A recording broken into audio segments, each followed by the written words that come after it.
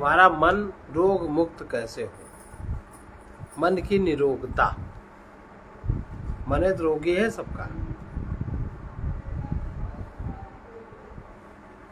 यस्मिन् सर्वयतः सर्वं, यस्मिन् सर्वयतः सर्वं, यः सर्वं सर्वदृक्तथा, यः सर्वं सर्वदिक्तथा, सर्वभावपदातीतं, सर्वभावपदातीतं, स्वात्मानं तं स्मराम्यहम्, स्वात्मानं तं स्मराम्यहम्।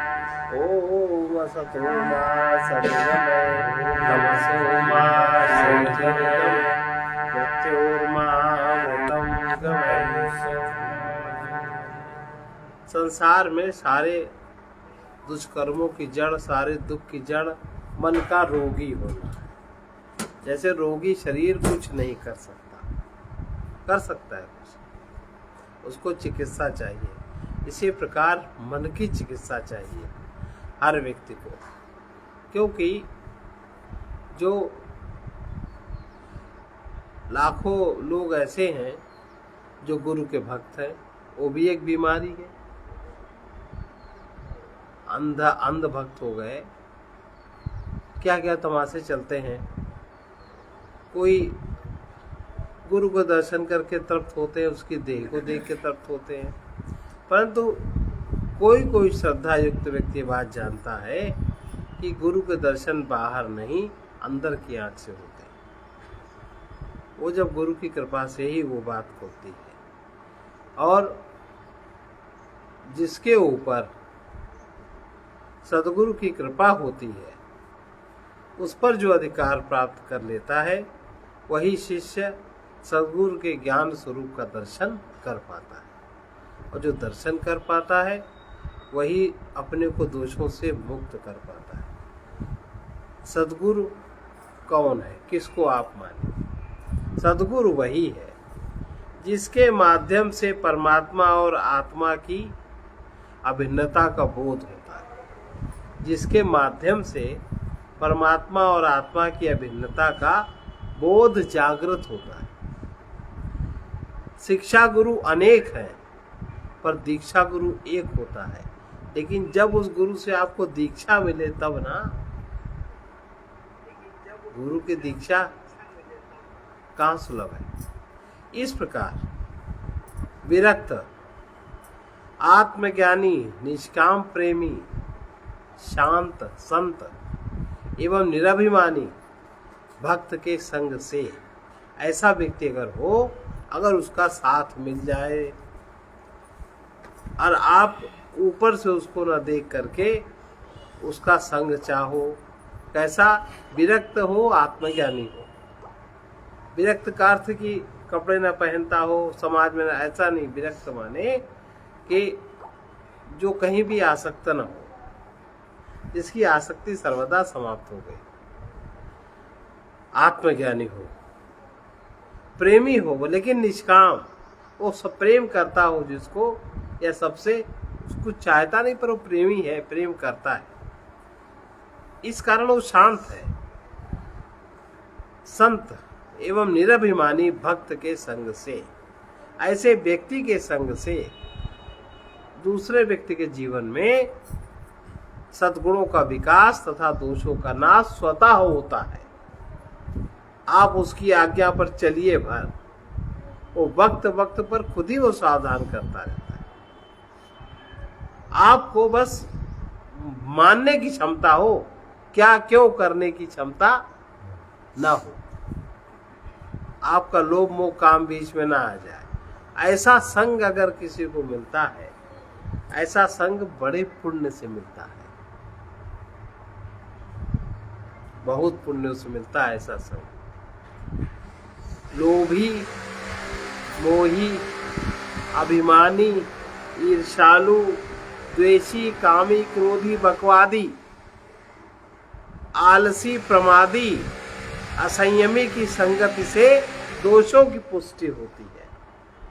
ऐसा अगर साथ है, अगर ऐसे माता पिता हैं, तो बच्चों में भी वही दोष डेवलप कर जाएंगे।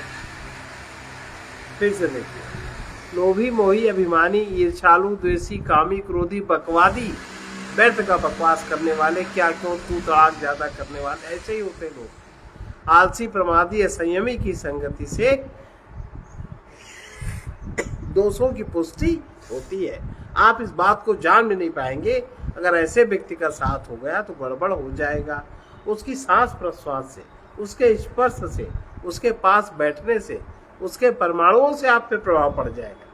यही एक वजह है कि जो भजन साधन आदि करते हैं, जो थोड़े जिनका सूक्ष्म देश शुद्ध हो रहा है, स्थूल देश शुद्ध हो रहा है, अंतर्मन जिनका पवित्र हो रहा है, वो अगर सामान्य व्यक्तियों की संगत में, भले वो उनके संबंधी है, ममतावश मोहवश उनका संग करते हैं, तो उनकी वो कमाई हुई पूंजी समाप्त होने में बिल्कुल देर नहीं लगती और जाके अपने को अशांत परेशान महसूस करेंगे, खाली होके चले आएंगे। इसीलिए जो सतपथ पे चलने वाले लोग हैं उनको मना किया जाता है कि इस तरह के लोगों का साथ नहीं करना चाहिए। भले ही तुमसे ममता है, तुम्हारे संबंधी हैं, उस ममता का भी त्याग कर ले तो अच्छा रहता है। अब ये दो लोग तो ऐसे हो गए और इनका संग, ऐसे लोगों का संग जो कि हमारे में पाप प्रधान है, इसलिए ऐसे लोगों का संग हमें है, आसपास हमारे साथ है। अब कह दो है तो हम करें क्या? करना तो पड़ेगा ही, कहने से काम थोड़ी चलेगा, कुछ तो करोगे। नहीं, वही चीज बढ़ती जाएगी, बढ़ती जा रही है, बढ़ गई है, मरने के दिन करीब हैं, करोगे क्या? अगर नहीं कुछ करोगे तो फिर तब तो गई बात।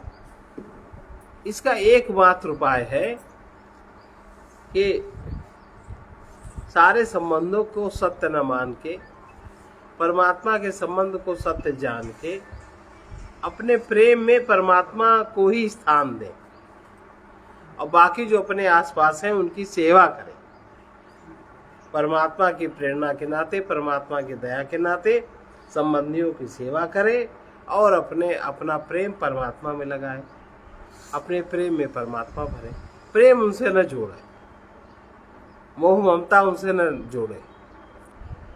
वो जो परमात्मा ऐसा जो करता है वो अनायास उसके दोष क्षीण होने लगते हैं, जो इस प्रकार की सेवा करता है, और धीरे से उसके अंदर जो विकास होता है वो सच्चित स्वरूप में विश्राम पाता है। अब नंबर 2 के लोग हैं जिनको कहीं आसक्ति हो गई, गुरु में आसक्ति हो गई, गुरु में मोह लगाव हो जाता है। जो श्रद्धा पूर्वक गुरु की उपासना करते हैं, श्रद्धा के साथ, मोह के साथ नहीं कि हम इनको चाहते हैं तो ये हमारी बात माने, ये हमारी ये गुलाम बन जाए, हम जैसा कहें ऐसा क्यों नहीं करते। श्रद्धा बात बहुत दूसरी है। श्रद्धा में समर्पण की योग्यता होती है, श्रद्धा में सब स्वीकार होता है, प्रेम में सब देना होता है। 2 चीजों, जो श्रद्धावान होता है सब कुछ स्वीकार करता है, और जिसमें प्रेम होता है वो उसको सब कुछ देने की सामर्थ्य होती है। इसलिए वो सद्गुरु के संग से अपने साथ इस प्रकार जो ये दुखद दोष है, गुरु होगा तो दोष दिखाएगा, लेकिन कभी कभी तुम्हें सुनने की सामर्थ्य नहीं, समझने की सामर्थ्य नहीं, तो बहुत युक्ति बुद्धि लगानी पड़ती होगी। दुखद दोषों को देखते हुए दोषों से अपने को मुक्त कर पाते हैं ऐसे लोग भी। भगवान ने कहा रामचरितमानस में, भगवान के दर्शन का फल क्या है? भगवान के दर्शन का फल है स्वरूप में स्थित होना, और सद्गुरु के दर्शन का फल है अहंकार से मुक्त होना। भगवान के दर्शन का फल है, अगर भगवान स्वप्न में भी दिख जाए, अगर आपकी कल्पना किसी तरह भगवान में स्थिर हो जाए, किसी तरह भगवान से अगर संबंध जुड़ जाए, तो भगवान संबंध जुड़ा, आप स्वरूप स्थित हो जाएंगे, अपने आप में स्थित आपकी बनने लगेगी, आप शांत हो जाएंगे। और सद्गुरु से अगर संबंध आपका जुड़ा किसी भी प्रकार, अंदर से अगर उनसे आप संबंधित हो गए, तो उसका फल है आपको अपने अहंकार से मुक्ति मिल जाएगी। इसके लिए कोई प्रयास नहीं करना पड़ेगा।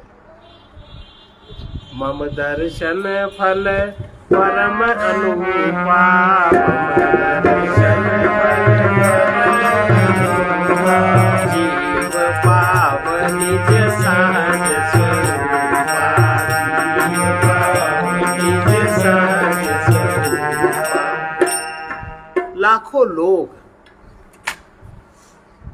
लाखों लोग मंदिरों में दर्शन करते करते, संतों के दर्शन करते करते, सत्संग में आते आते बहुत समय बीतता है। तब कभी थोड़ी सी समझ जागृत होती है, और जो कभी कभी किसी श्रद्धावान को ज्ञात होता है कि गुरु का संबंध बाहर नहीं है, अंदर है, गुरु का दर्शन बाहर नहीं है, अंदर से। किसी सबको ज्ञात नहीं है। तो देखो, मुर्दा धरे, मुर्दा मुस्काने, हंसने की बात नहीं। ये समाज का बहुत बड़ा पतन है। पहले के जमाने में आप देखो, आज के 400 साल पहले, 300-400 साल पहले ये रिवाज था ही नहीं। तुलसीदास जी की कहाँ समाधि, सूरदास जी की कहाँ समाधि, मीराबाई जी की कहाँ समाधि। ये अल्टू पलटू गल्टू जितने हैं, सुंदरदास, सब बड़े बड़े संत महात्मा, कहीं कोई उनका स्थान है? हाँ, उनके ग्रंथ हैं।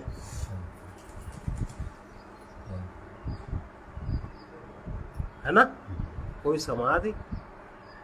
मोह से अधिक संत कर लेखा, और लेखा का अर्थ लोग लगाते हैं संत का संग।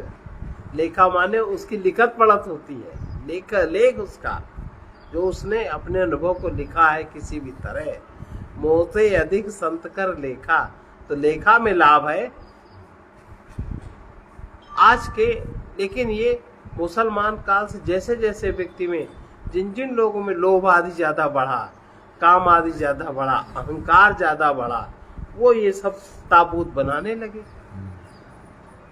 आप क्या भी ताबूत बना है गाड़ के, किस लिए बना? हम लोग खाएंगे क्या, हम लोग खाएंगे क्या, और दूसरे हम बड़े भक्त हैं, हमको लोग भगते जा रहे हैं।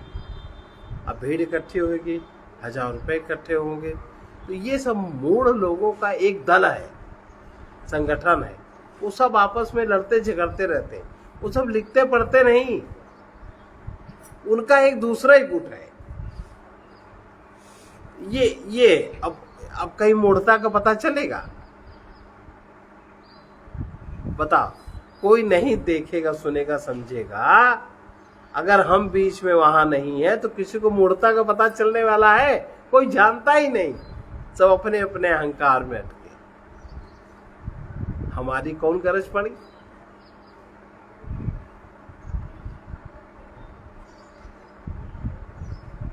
नहीं पड़ी ना। हमें क्या करना? हमारा वो स्तर ही नहीं है जब तुमसे, तुम्हारे बीच में आवे, तुम्हारे बीच में बैठे, तुम्हारे बीच, हमारे बस का नहीं है। तो सदगुरु वही है, फिर से वही परिभाषा दोहरा रहे हैं, जिसके माध्यम से परमात्मा आत्मा की अभिन्नता का बोध जागृत होता है। शिक्षा गुरु तो अनेक होते हैं, पर दीक्षा गुरु एक होता है। लेकिन गुरु लोभी शिष्य लालची, दोनों खेले दांव, दोनों डूबे बा पड़े, बैठ पत्थर की नाव। नाव की आकृति तो है, पानी का कलर भी है नीला, वो ठड़ी है वहीं, ना उमा पानी है, ना उमा कुछ है। बच्चों, ऐसा खेल गुरुजन जाका है ग्रही, चेला ग्रही, चेला ग्रही सोहोय। गुरुजन जाका है ग्रही, चेला ग्रही सोहोय। कीच कीच से धोवते, दाग न छूटे कोय। कीचड़ से कहीं कीचड़ साफ होता है? बंधे को बंधा मिला। गुरु भी कैसे मिलते हैं? बंधे को बंधा मिला, छूटे कौन उपाय। सेवा कर निर्बंध की, पल में देत छुड़ाए। सेवा निर्बंध की करनी चाहिए, विरक्त की करनी चाहिए, आसक्ति ममता कामना से रहित व्यक्ति की करनी चाहिए। आसक्ति ममता कामना से रहित की, लेकिन ये लोग सेवा करने का मौका ही नहीं देते, क्योंकि इन्हें तुम्हारी सेवा की जरूरत नहीं, तुम्हारा वो लेवल ही नहीं, तुम उनकी सेवा कर पाओ। ज्ञानहीनो गुरु त्याज्य, देखो शास्त्र भी कितनी बढ़िया बात लिखते हैं। ज्ञानहीनो गुरु त्याज्य मिथ्यावादी विडम्बका, स्वविश्रांति न जानाति पर शांति करोति किम। जब ये निश्चय हो जाए, जब हम समझ जाए कि हमने जिसको गुरु माना वह ज्ञानी है, भाई ज्ञानी जान के तो कोई जाता किसी शरण में, तब समझना चाहिए कि अभी तुम्हें गुरु मिले ही नहीं, और अज्ञानी समझकर उसकी कभी निंदा न करें, धीरे से उसका संग छोड़ देना चाहिए, क्योंकि अज्ञान के कारण जो स्वयं शांत नहीं है वो दूसरों को शांति का ज्ञान भला कैसे दे सकता है। यहाँ जगत में करोड़ों लोग ऐसे हैं जो अंधे के सहारे ही चल रहे हैं। आसपास देखो कैसे लोग चल रहे हैं, करोड़ों करोड़ों रुपए तो हैं, जो अंधे के सहारे ही चल रहे हैं। एक देखने वाले ज्ञानी ने इस बात को इस प्रकार कहा, धन या पद अथवा स्त्री या काम क्रोध अंधा नहीं बनाते। लोग कहते हैं जैसे बहुत लोग धनिकों से जलते हैं, बहुत बड़ा पदवान है उसकी निंदा करते हैं, कोई बड़ा घर गृहस्थी वाला है, किसी के 2 पत्नियां हैं 3 पत्नियां हैं, उसकी अपनी व्यवस्था, उसके लोग निंदा करते हैं, लेकिन बहुत क्रोधी है उसकी भी निंदा करते हैं। ये अंधा नहीं बनाते। अंधता इसलिए आती है कि इनको लोगों को हम देख नहीं, इन विकारों को हम अपने में नहीं देख पाते, ये अंधता है। दूसरे में देखते हैं पर अपने में इन विकारों को हम नहीं देख पाते, इसलिए इन सब का सहारा लेकर यात्रा करनी पड़ती है। स्वयं को जानते नहीं और दूसरे को उपदेश देने चले, स्वयं की कभी बात ही न जानी और दूसरे को उपदेश के लिए जरा सीख लिया। अब आजकल क्या है, जरा टेढ़े मेढ़े गंदे संदे, जिनकी देह की ही पवित्रता नहीं है, वस्त्र आदिकों की पवित्रता नहीं है, खान पान की शुद्धता नहीं है, वो भागवत कथा का वाचन कर रहे हैं, बढ़िया कर रहे हैं नहीं कर रहे हैं। अब उनसे सुनने वाले की क्या स्थिति होने वाली है। इसलिए हजारों करोड़ों लोग तीर्थों में नहीं जाते, वो तीर्थों में जाने वाली तुलना में अपने को श्रेष्ठ कहते हैं, मंदिर में नहीं जाते, अपने को श्रेष्ठ समझते हैं, यज्ञ दान व्रत नहीं करते, साधु संत महात्माओं को नहीं मानते और वो अपने को बहुत अच्छा करते हैं। आत्मा परमात्मा की चर्चा सत्संग चर्चा भी नहीं सुनते। उन्हें कभी कभी धन की तथा बल की एवं प्रिय सुख संयोग की जब कमी मालूम पड़ती है तो ऐसे करोड़ों लोगों को इच्छानुसार स्वादिष्ट भोजन, सुंदर वस्त्रों की, सोना चांदी तथा भूमि भवन की, उच्च पदाधिकार की, विद्या की अनेक प्रकार की शारीरिक सुख सुविधा की सामग्री की कमी का दुख उन्हें होता है और वो उसकी पूर्ति करने के लिए पूरी तरह से लग जाते हैं। परंतु जीवन में जो सद्गुण होने चाहिए, सद्गुणों की कमी, जीवन में जो शांति होनी चाहिए, जो आत्मज्ञान होना चाहिए, प्रेम हमारा निष्काम होना चाहिए, इसकी कमी उनको नहीं महसूस होती, तो इसका उन्हें दुख भी नहीं होता। बल्कि जो लोग इस मार्ग में यात्रा करते हैं उनके वो लोग हंसी उड़ाते हैं, खिल्ली उड़ाते हैं, अपने को श्रेष्ठ समझते हैं। बहुत लोग ऐसे भी हैं कि वे अपने से अधिक बलवान, धनवान, विद्वान, बहुत बड़ा आदमी है, जमीन जायदाद वाला है, बहुत सुंदर है, ऊंचे कुल का है, बहुत बड़ा प्रधानमंत्री गृह मंत्री पद उसको दिखता है, लेकिन उन्हें कोई शक्तिमान वर देने वाला मुक्ति देने वाला देवी देवता भगवान का पता नहीं है। इस तरह के लोग हैं, बहुत लोग, बहुत बड़े आदमी हैं, बहुत बड़े बड़े पद हैं उनके पास, बहुत बड़े बड़े धन है उनके पास, सब कुछ है और बहुत बड़ी जमीनें हैं हम लोग के आसपास, हम लोग देखते रहते हैं, सब कुछ है, लेकिन उन्हें कोई भी ऐसा नहीं समझ में आता कि कोई हमसे भी बड़ा बलशाली है, कोई देवी देवता है, नहीं मानते। कोई भगवान भी है, उन्हें कोई अता पता नहीं है। उनके हृदय में श्रद्धा, विश्वास, पूज्य भाव की जागृति भी कभी नहीं है और वो जैसे हैं वो अपने को ठीक मान के जिंदगी जी रहे, ऐश कर रहे। ऐसे भी लोग हैं, तो करोड़ों की संख्या में ऐसे लोग हैं।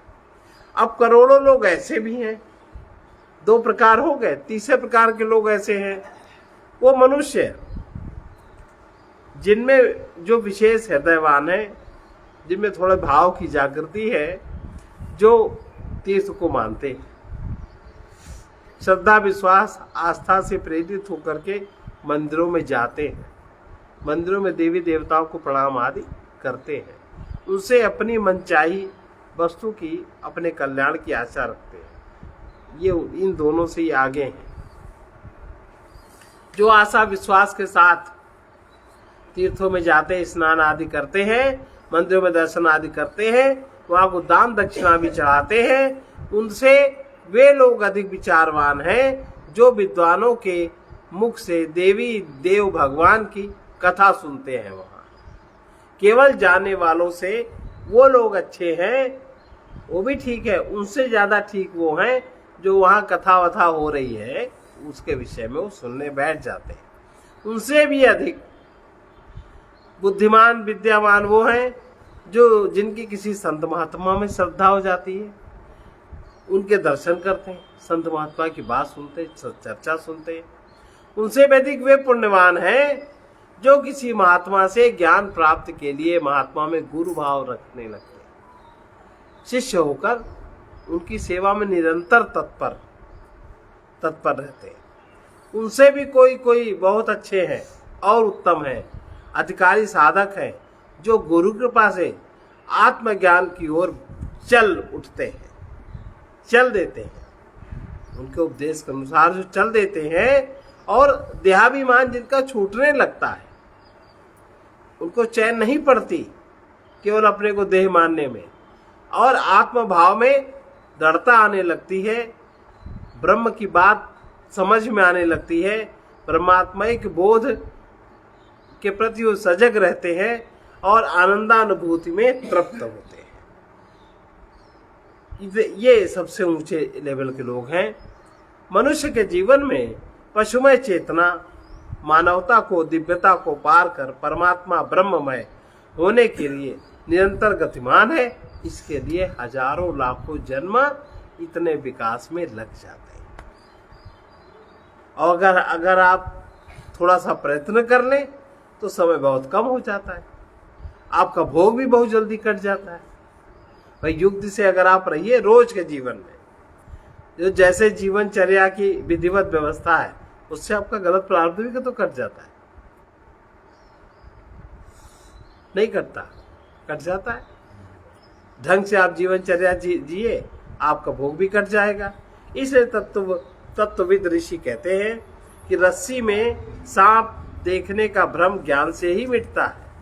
रस्सी में जो सांप की प्रतीति होती है वो बिना ज्ञान के नहीं मिटता। इसी प्रकार देह को आत्मा मानने का भ्रम आत्मज्ञान से ही दूर होता है, दूसरा कोई उपाय नहीं है। इसलिए हर समय ज्ञान में ही देखते रहने का अभ्यास दृढ़ करना चाहिए, लेकिन विस्मृति यह अभ्यास नहीं करने देती। परमात्मा ब्रह्म हृदय रूपी गुहा में अंतरात्मा रूप में निरंतर विद्यमान है।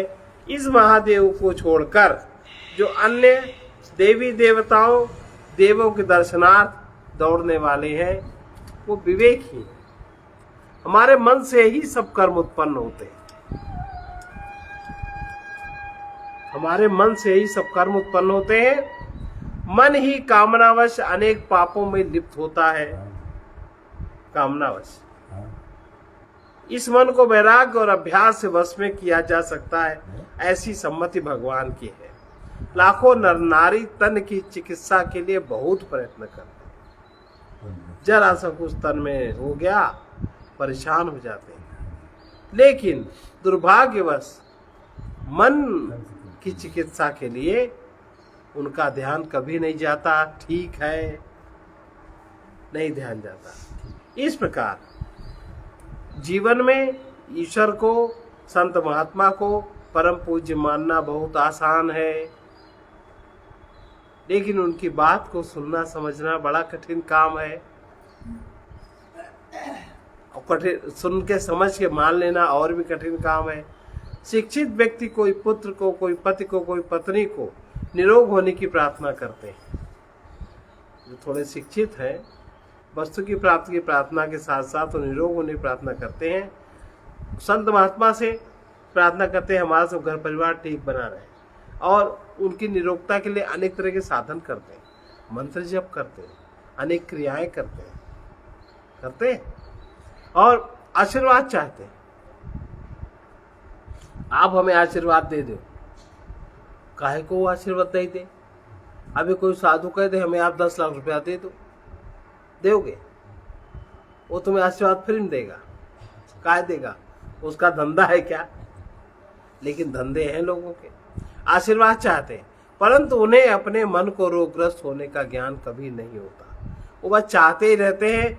अनेक जो अपने को गुरु भक्त समझते हैं, शिष्य समझते हैं, वो भी मन के सुधार के लिए तैयार नहीं होते। मन के सुधार के लिए तैयार न होने के लिए कितने कितने वर्ष बीत जाते हैं। एक बात समझ में नहीं आती, मन को न मानो मन की न मानो। आई कहीं समझ में? तन की चिकित्सा तो डॉक्टर करते हैं, कुशल वैद्य करते हैं, अनेक तरीके के उपचार है, होम्योपैथिक, नेचुरोपैथी आदि अनेक प्रकार के रोगी जन अपनी मान्यता के अनुसार करते हैं। इसी प्रकार मन की चिकित्सा के भी अनेक प्रकार है। कर्मयोगी, कर्मयोग भी एक प्रकार है, भक्ति योग भी एक प्रकार है, ज्ञान योग भी एक प्रकार है, हठ योग, राजयोग, गुरुजन अपने अपने अनुभव के अनुसार मन की चिकित्सा बताते हैं और लोग करते हैं, सफल होते हैं। इसमें सब सारी चिकित्साओं में जितने भी मानसिक शारीरिक सब चिकित्साएं हैं, सब में कुछ बातें प्रधान है। नंबर 1 संयम। तन बीमार हो तो, मन बीमार हो तो।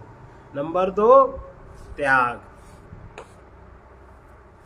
जो त्याज्य वस्तु है और त्याग करने के लिए डॉक्टर क्या चाहिए? सबसे पहले पेट साफ होने की दवाई देता है सबसे पहले गैस की दवाई देता है। तो संयम और त्याग। तीसरा तत्व है तप। चौथा तत्व है सेवा, और 5वां तत्व है प्रेम का आश्रय। 5 तरह के कोशों में 5 प्रकार की सेवा होती है।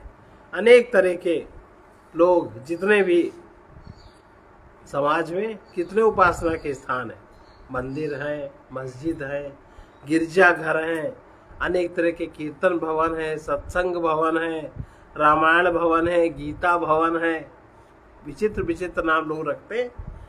वेदांत आश्रम है, आर्य समाज है, ब्रह्म समाज है, सनातन धर्म है, बौद्ध मंदिर, तीर्थ स्थान, शिव मंदिर, राम मंदिर, कृष्ण मंदिर बहुत है।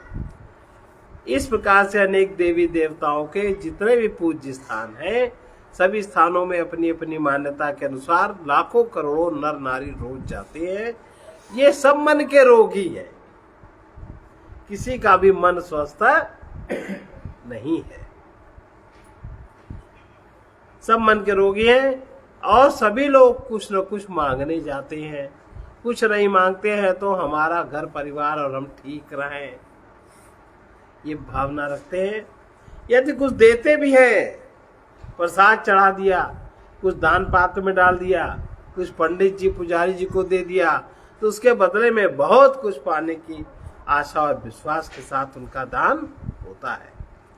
अधिकतर रोगी की चिकित्सा करने वाले हजारों चिकित्सक स्वयं ही मन के रोगी, वो अपने मन का रोग नहीं समझ पाते, इसलिए आध्यात्मिक, मानसिक, पहले आध्यात्मिक रोग दूर हो, फिर मानसिक रोग दूर हो, फिर शारीरिक रोग अपने आप दूर हो जाता है।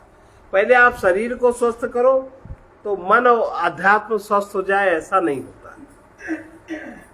भाई शरीर पर तो कारण सही सूक्ष्म शरीर का मल आके एक केंद्रित होता है। जो आपके पिछले कर्म भोग हैं, वो जो सर्किल चलता है, उसका जो रेचन वाला भाग है, रेचक वाला, वो शरीर पे आके इकट्ठा होता है, फिर शरीर से निकलता है वो। अगर आप उसको निकलने में सहायक न बनोगे तो शरीर आपका गिर जाएगा, वो इतना विष होता है। लेकिन ये विधि बहुत कम लोग जानते हैं। तो सद्गुरु ही बहुरोग की निवृत्ति कराने वाले सच्चे परम हितैषी हैं। सद शिष्य वही है, सदगुरु की उपासना वही कर पाता है जो संसार के संग से महारोगी मन से दुखी होकर मन की चिकित्सा में तत्पर हो चुका है, जिसे सदगुरु के वचन उपचार पर विश्वास है और ज्ञान रूप स्वरूप में जिसकी अटूट श्रद्धा जागृत हो गई है, जिसकी देह में आसक्ति है, जो देह की ही पूजा आरती करके चित्र में फूलमाला चढ़ाकर संतुष्ट होते हैं, वे सदगुरु के उपासक कदापि कभी नहीं हो सकते हैं। लेकिन कोई ज्ञान स्वरूप सदगुरु की उपासना आराधना के लिए तो उसकी देह तो उस मूर्ति के समान माध्यम है, जिसमें कोई मूर्ति में प्रीति को अटकाया रहता है। कोई गुरु ज्ञान की उपासना बुद्धि द्वारा नहीं करता, वो शिष्य मूढ़ ही बना रहता है। ज्ञान स्वरूप सदगुरु की उपासना आराधना के लिए देह तो मूर्ति के समान माध्यम है, लेकिन उस माध्यम में ही कोई तो मूर्ति में ही प्रीति को अटकाए रखता है, देह में ही प्रीति लगा देता है। और कोई गुरु ज्ञान की उपासना बुद्धि द्वारा इन लोगों में नहीं कर पाते। जो गुरु ज्ञान की उपासना गुरु के साथ नहीं कर पाते, वो शिष्य मूढ़ ही बने रहते, उसी कृत्य में वो अटके रहते हैं, क्योंकि गुरु ज्ञान में अपने ज्ञान को न देखकर रुचि पूर्ति में ही सुख वो मानने लगते। कोई कहेंगे कि पैर धो ले, कोई कहेंगे कि टीका लगा दो, कोई कहेगा माला पहना दो। अरे एक माला पहन लिया बहुत है, 75 मालो क्या? नहीं, हम पहना 16, तुम पहना 16। एक उबाऊ काम है। श्रद्धालु लोग, उन्हें देह का दर्शन तो नेत्रों से होता है, मन से गुरु के सद्भावों का, सद्गुणों का मनन करना चाहिए तथा चित्त से सद्गुरु का पावन चरित्र का चिंतन करना चाहिए, जैसा चरित्र हम देखते हैं। और बुद्धि से गुरु ज्ञान को प्रकाशित होते हुए समझते हुए अहंकार को गुरु के चिन्मय स्वरूप में समर्पित रखना चाहिए। लेकिन जब जानेंगे तब ना, ये सब कहाँ जानते हैं। भावातीतम त्रिगुण रहितम कह देते हैं, सदगुरु का नमामि भी कर लेते हैं, और इसका कोई अर्थ भाव रहस्य का आता पता नहीं है। जब चिकित्सा करने वाले अपने को समझते हैं, अभी चले जाओ तीर्थों में पंडे मिलेंगे, मंदिरों में जाओ पुजारी मिलेंगे,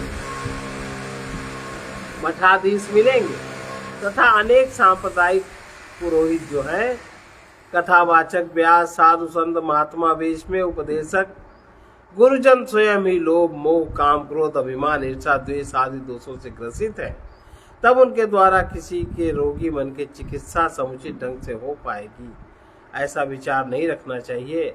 ढंग से होना रोगी के बहुत बड़े, बहुत अधिक पुण्यों का ही प्रताप हो जो कुछ हो पाए। कभी कभी स्वादिष्ट पकवान, मिष्ठान बनाने वाले, बहुत अच्छी मिठाई बनाने बेचने वाले स्वयं ही खाते, परंतु सैकड़ों लोग उसका स्वाद देखकर संतुष्ट होते हैं, और बनाने वाले कभी उस मिठाई आदि को खा ही नहीं पाते। परंतु इस प्रकार के लोग भी भोगी बने रहते हैं। ऐसी दशा वालों का मन से रोग होना, मन के रोग से मुक्त होना बहुत ही दुर्लभ है, नहीं हो पाते मन के रोग से मुक्त है। मन का सही चिकित्सक और सही मन को निरोग करने वाला तभी समझो जब मन में लोभ, मोह, काम, क्रोध, ईर्ष्या आदि विकारों की निवृत्ति होने लगे, तब समझिए आपका मन रोग मुक्त हो रहा है। और उदारता, निष्काम, संतोष, श्रद्धा एवं अनासक्ति, निर्ममता, निरभिमानता, आत्मज्ञान आदि दैवी संपदा की वृद्धि होती है आपको दिखाई दे, तभी समझे आपको मानसिक बीमारी छूट रही है, नहीं तो नहीं छूट रही है। ज्ञान स्वरूप गुरु का आश्रय अनेक श्रद्धालु लेते हैं और जिनके जीवन में यह असर होता है वो कहां से कहां पहुंच जाते हैं। बहुत लोग बहुतों में परिवर्तन हो गए, बहुत अलग अलग हो गए, लेकिन बहुत लोग तो जो इसके विपरीत भोगेच्छा पूर्ति करते रहने से आसुरी बल, पशु बल बढ़ता है। हम अपनी जब भोगेच्छा पूरी करते रहते हैं आसुरी बल बढ़ता है, पशु बल बढ़ता है। बार बार याद रखना चाहिए, मान लेते रहने से दानवता का बल बढ़ता है। ये भी एक बहुत बड़ी बीमारी है, मेरा अपमान कर दिया, ये दानवता है। और भोगेच्छा हम ज्यादा पूरी करते हैं तो आसुरी या पशु बल बढ़ता है। इसके विपरीत जब देने योग्य सुपात्र को मान देने से, अधिकार देने से, धन देने से देवताओं का बल बढ़ता है। आप में देवता ज्यादा काम करते हैं। आप देवताओं से जो आपके शरीर बने हैं उनसे वो शरीर अगर रोगग्रस्त भी होंगे तो शुद्ध होने लगते हैं, ठीक होने लगते हैं। इस प्रकार से जो दान देने योग्य को सदा देते रहते हैं उन्हें देव समझना चाहिए। जो जोड़ते हैं, रक्षा ही करते रहते हैं, उन्हें राक्षस कहा जाता है। जो छीनते लूटते हैं वो प्रेत और पिशाच कहलाते हैं। वे नर रूप में बानर कहे जाते हैं। साधारण होकर सात्विक बुद्धि के द्वारा इस सत्य को समझना चाहिए। शुभ के पीछे अशुभ, धर्म की ओट में अधर्म, सत्य का सहारा लेकर असत्य, साधु का वेश धारण कर असाधु, त्याग का रूपक लेकर राग, देवताओं के वेश में राक्षस, असुर अपना स्वार्थ सिद्ध करते रहते हैं इस मनुष्य देह से निरंतर। लेकिन जो अगर ज्ञान में जागृत नहीं है वो इस बात को नहीं समझ सकता। जो जागृत है उसको तुरंत समझ में आ जाता है। यज्ञ, दान, तप, जप, ध्यान, ज्ञान, योगाभ्यास कोई भी असुर और राक्षस कर सकता है। ये जो साधन है, जप, यज्ञ, तप, दान, जप, ध्यान, ज्ञान, योगाभ्यास, ये क्रियाएं कोई भी असुर या राक्षस कर सकता है, करते हैं।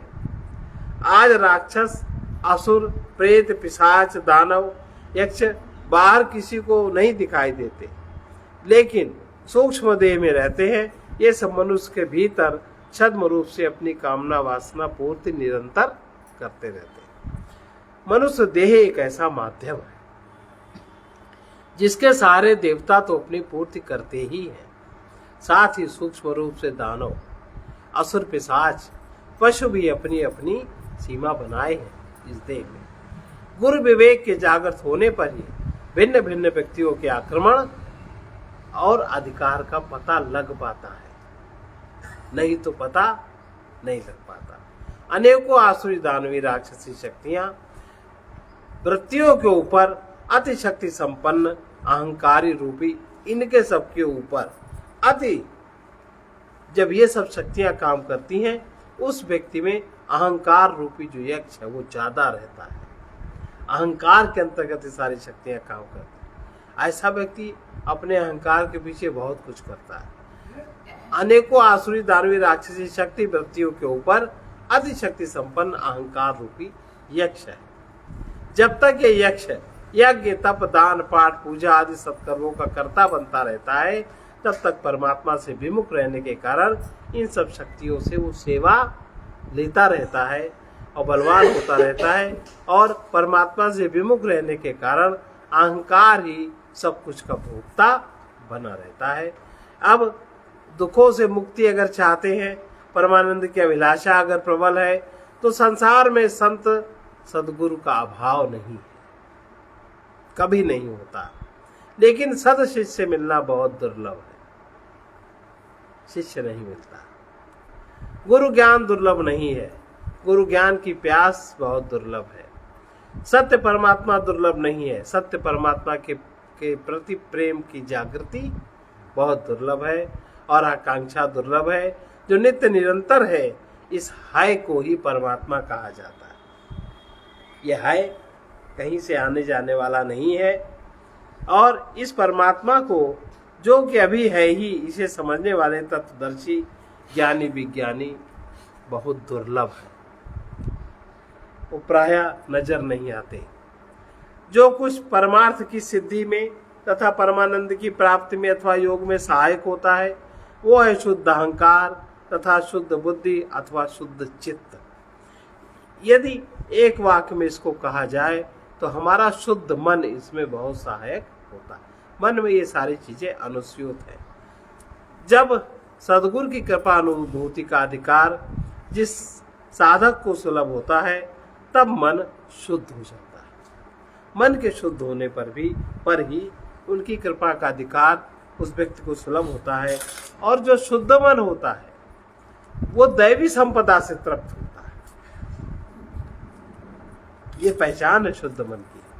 और जो दैवी संपदा है उसकी प्राप्ति तभी समझना चाहिए जब इंद्रियों में संयम आ जाए, सुखासक्ति का अभाव हो जाए, अनासक्ति से सुलभ निर्भयता आ जाए, स्वाधीनता, प्रसन्नता, उदारता पूर्वक दान होने लगे, ज्ञान यज्ञ में आकर्षण हो, गुरु वाक्यों का अध्ययन, चित्त की शांति, धैर्य, पवित्रता, क्षमा, संतोष, श्रद्धा, साधना में तत्परता, दिव्य गुणों से अंतःकरण पवित्र रहता है। ये सब गुण जागृत रहते हैं। इसलिए जब तक हमारा मन विनाशी असत नाम रूप में देहादिक पदार्थों में बैठा रहता है, तब तक इस असत संग के कारण अपने आप में स्थिरता नहीं आ पाती और हम निरंतर आत्मवान नहीं हो सकते। इसलिए जो भी कुछ है, अनेक तरीके का जो बल प्राप्त है, इससे सबसे किसी भी उपाधि से नीचे उतरकर कितने सुख दुख उपाधि के धारण करने पर भोगे, अप्रज्ञावान होकर स्वयं में स्थिर होकर देखना है। इस बात को समझना चाहिए। अभी अभी हम देह नहीं हैं, अपने आप में स्थिर होकर अनुभव करें, अपने आप में शांत हो जाएं, देह का स्मरण न रहे, तब समझो कि क्या है, परमात्मा के साथ है। इसी को ज्ञानी सत्पुरुष उपासना कहते हैं। अभी अभी आत्मवान होकर अनुभव करना है कि हम नित्य निरंतर अखंड अनंत आनंद स्वरूप परमात्मा के साथ ही हैं। इसी को ज्ञानी सत्पुरुष उपासना कहते हैं। यदि स्मरण रह जाए तब कुछ भी बाहर या पशु पक्षी वृक्ष फूल कांटे शत्रु मित्र जो भी परिस्थिति जो भी स्थिति सामने आती है, सभी में परमात्मा की शक्ति को, सत्ता को, चेतना को स्मरण करते हुए विस्मरण न होने दे। और अभी अभी इसी क्षण हम अपने मन के वासनात्मक तत्व से उतरकर मन से विमुख होकर अभी अभी परमात्मा के सन्मुख हो सकते हैं। भगवान राम कहते हैं, सन्मुख होय जीव मम जबहि, सन्मुख होय जीव मम जबहि, जन्म कोटि अगनाशय तबहि, जन्म कोटि अगनाशय तबहि। और जब तक हम मन के सन्मुख हैं तब तक परमात्मा से विमुख हैं। मन से विमुख हुए, परमात्मा के सन्मुख हो गए और कोटि जन्म के अघ जो हमारे संचित हैं, जो हमारा प्रारब्ध है, समाप्त हो जाता है। इस प्रकार जहाँ कुछ देखने को तथा छोड़ने को शेष नहीं रहता, यही आत्मा परमात्मा शेष है। अज्ञान में जो दिखने वाला दृश्य प्रतीत होता है वो तभी तक सत्य सा लगता है जब तक देखने वाला अपने आप को देखने की सामर्थ्य नहीं जुटा पाता। जिस दिन उसमें सामर्थ्य जुट जाती है अपने आप को देखने की, अपने आप में ठहरने की, उस क्षण सारे दृश्य समाप्त हो जाते, उनका प्रभाव नहीं पड़ता।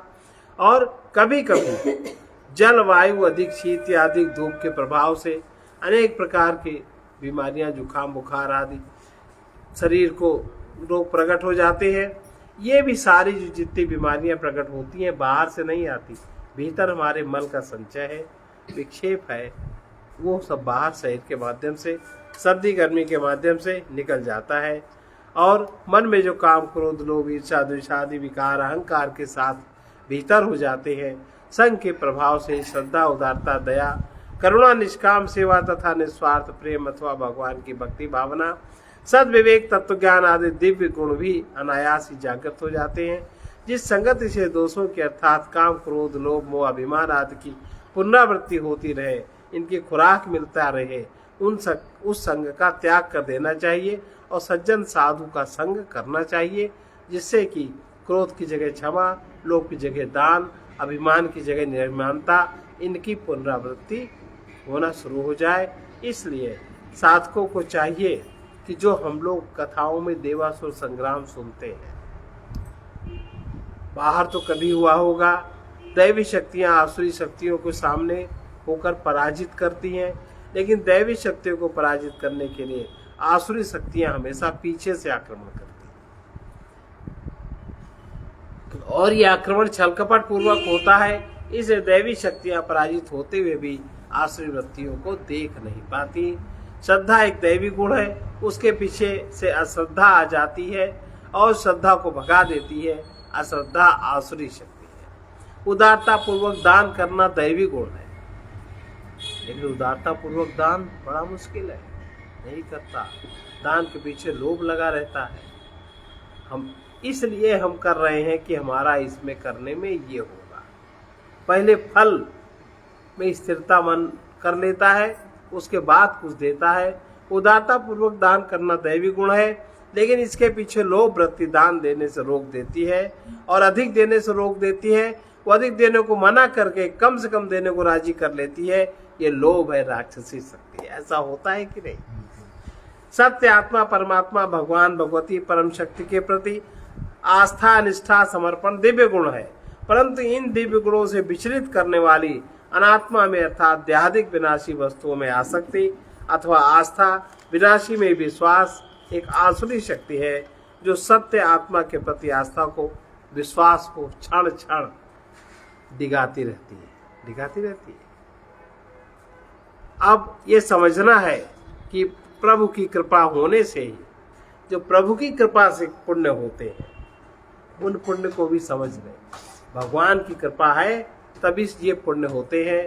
दान, यज्ञ, तप, त्याग, जप, स्मरण और सद्गुरु के प्रति निष्ठा, श्रद्धा, भगवान की कृपा है तो ये पुण्य होते हैं। और जब इनको अहंकार गर्व पूर्वक व्यक्त करने लगता है, तब इन शुभ कर्मों का फल सारी आसुरी शक्तियां भोगती रहती हैं। आसुरी शक्तियां उसको तुरंत भोग लेती हैं।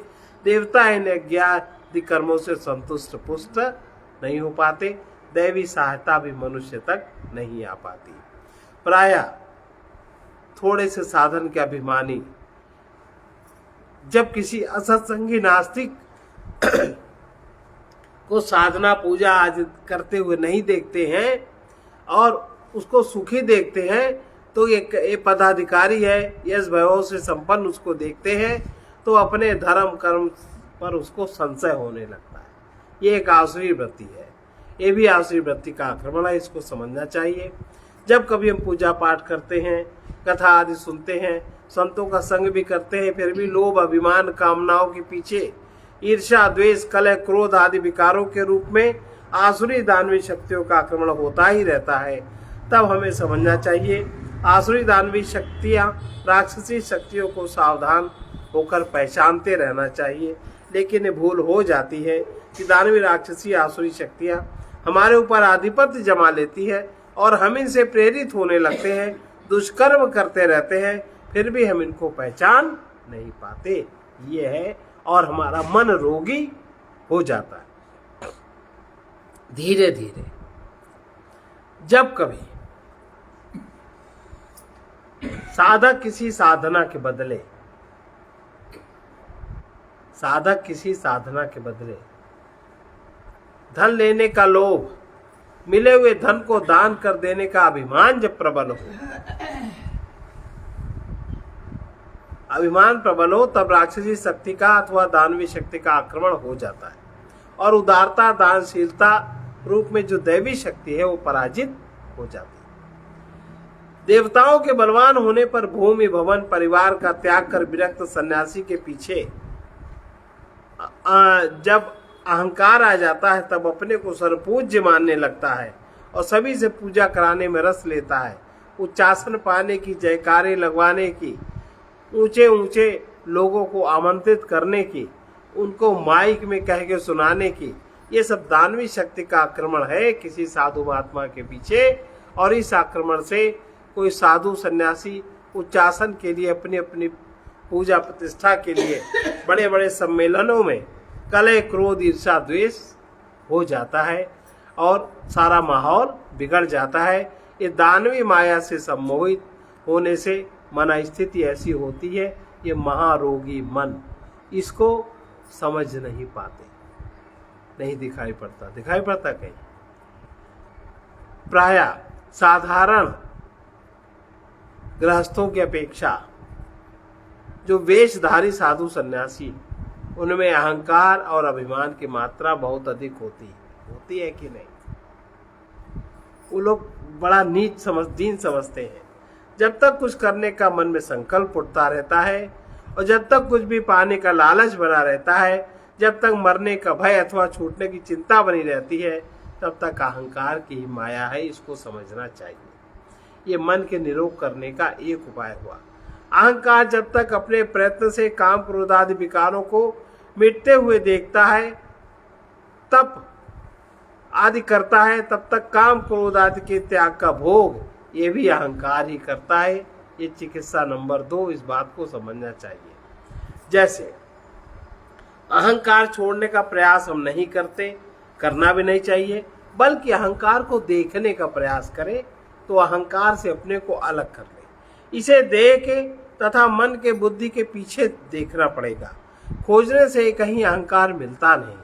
ध्यान से देखने पर ये ज्ञान होता है कि जब समस्त कर्म स्वतः ही परम सत्ता से हो रहे हैं, तब ये बीच में अपना भोग करने के लिए कहाँ से आ जाता है? इस प्रकाश में प्रकृति में हो रहे हैं। यह अहंकार भी प्रकृति का ही एक अंश है। इसे पार करने पर परमात्मा का बोध होता है, ऐसा संत लोग कहते हैं। सुंदर मानव देह यह पायो रतन अमोल, कौड़ी मोल न खोइए मन हमारे बोल। बार बार नहीं पाइए सुंदर मानुष देह, राम भजन सेवा सुकृत ये सौदा करिने। सुंदर बैठे नाव में कहाँ कहाँ थे आए, पार बहे कतहु गए त्यो कुटुंब सब जाए। ऐसा होता है ना। इसलिए सावधान रहना चाहिए कि आंख से जिस सत्य के दर्शनार्थ हम उत्सुक हैं, वो सत्य तो आंख से नहीं दिखता, आंख के पीछे विद्यमान है। दृष्टा में ठहरो, तभी वो सर्वाश्रय परमात्मा का बोध साक्षी में होगा। जब दृष्टा में ठहरते हैं तभी साक्षी में बोध होता है। अभी अभी उसको जानने का प्रयत्न करें कि जानने वाला, सुनने वाला, हम कहने वाला कौन है, इसका क्या रंग है, इसका क्या रूप है। देह के जन्म लेने के पहले ही जो कुछ हमारे भीतर है उसे बाहर खोजना क्यों? ये चेतन रूप में हम ही हैं। सावधान होकर देखना चाहिए। जब मन ठहरेगा तब मन मरेगा, इसलिए मन ठहरता नहीं। मन मरना नहीं चाहता, कुछ करते रहने की उसकी जिंदगी है, इसलिए करते रहने के लिए मन करता रहता है। इसको देखना चाहिए। निरालंब ध्यान हो जाए, मन को कोई आलंबन न रहे, इसी को समाधि कहते हैं। आलंबन सहित ध्यान परापेक्षित अभ्यास है। जब सन्यासी शून्य होता है तभी उसे पूर्ण परमात्मा का बोध जागृत होता है। ज्ञानी सन्यासी के सामने दुख होता है, परंतु वो स्वयं दुखी नहीं होता। सामने जो कुछ भी आए जाए उसमें कुछ छेड़छाड़ नहीं करनी है। अपने को चेतन स्वरूप में रखते हुए साक्षी होकर के स्वयं में ठहरना है। भूत भविष्य किसी का कितना ही दोषमय हो, पर वर्तमान सबका शुद्ध होता है। तो इसलिए उस शुद्धता को देखने का अभ्यास करना चाहिए। हम वर्तमान में रहें, ऐसा अभ्यास करें। अब जब हम स्वयं में ही रमण करेंगे तब चित्त का निरोध स्वतः हो जाएगा, उसकी चिंता नहीं रहेगी। जब पर पदार्थ में रमण करते हैं तब चित्त की चंचलता रहेगी। यही मन की बीमारी है और यही तभी हम उसका निरोध करना चाहते हैं, तभी हम ध्यान लगाना चाहते हैं। अनेक लोग अहंकार ही जिनका मालिक है, ऐसे व्यक्ति का संबंध नित्य से, सत्य से संबंधित वो अपने को नहीं हो पाते। वो हमेशा अनित्य के संबंध में रहते हैं, अनित्य से संबंधित रहते हैं और उनकी खोज निरंतर चलती रहती है। ये बीमार मन फिर कभी स्वस्थ नहीं होता। इसलिए मन को स्वस्थ करने के लिए ये कुछ उपाय करते रहने चाहिए। अगर नहीं करते हैं तो फिर बीमार मन बड़ा खराब है। तो लोभ, मोह, काम, क्रोध, अभिमान, सब बीमारी के मोटी मोटी गांठें हैं मन में। इनको धीमे धीमे हटाने से ये गांठें हटती, नहीं तो नहीं हटती।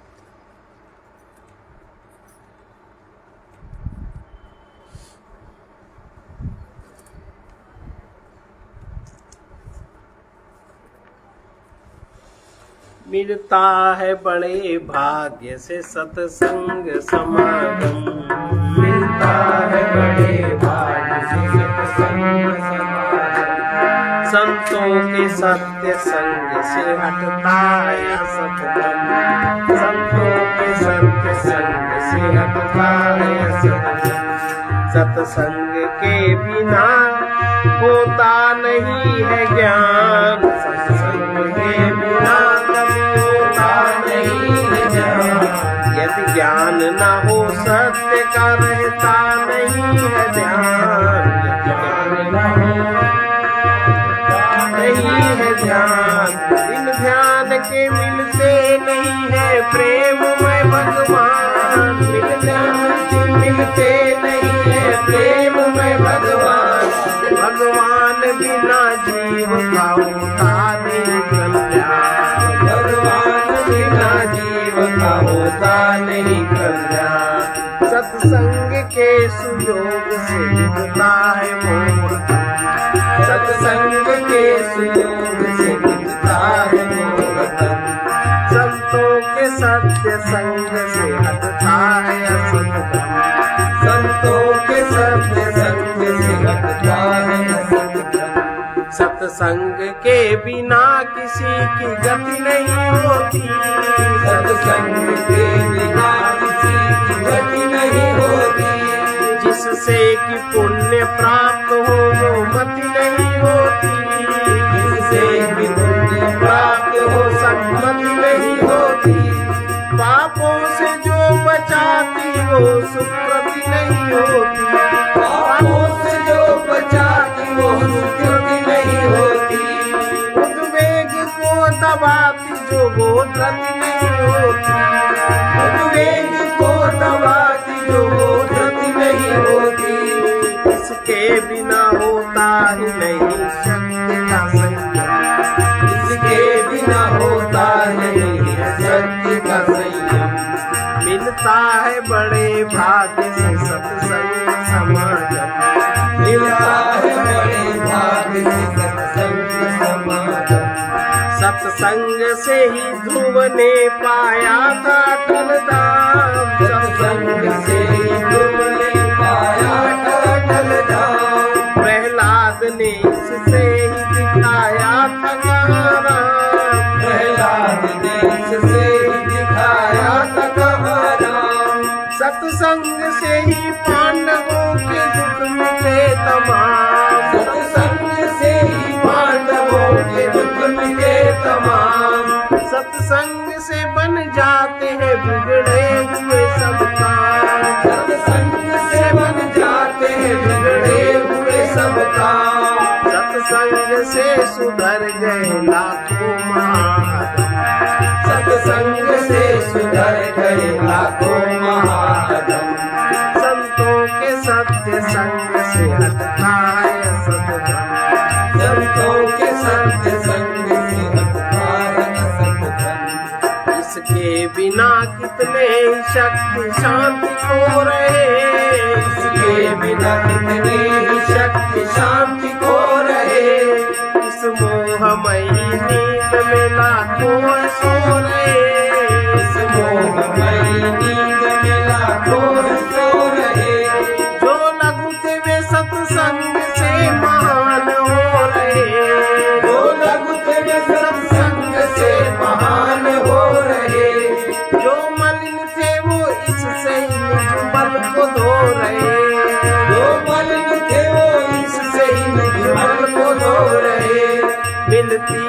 पथिक को यही शांति मनोरम। मिलती है पथिक को यही शांति मनोरम। मिलता है बड़े भाग्य से सत्संग समागम। मिलता है बड़े भाग्य से सत्संग समागम। संतों के सत्य संग से हटता है असत भ्रम। संतों के सत्य संग से हटता है असत भ्रम। जो सत्य असत से छुटकारा होता जाता है, जैसे जैसे असत से छुटकारा होता जाता है, त्यों त्यों उस सत से अभिन्नता होती जाती है। असत संग ही सत्संग में बाधक है। सत्य के ही द्वारा असत की प्रतीति होती है। जो नित्य निरंतर है वही सत्य है। ओम पूर्णमदः पूर्णमिदं पूर्णात् पूर्णमुदच्यते पूर्णस्य पूर्णमादाय पूर्णमेवावशिष्यते। ओम शांति शांति शांति।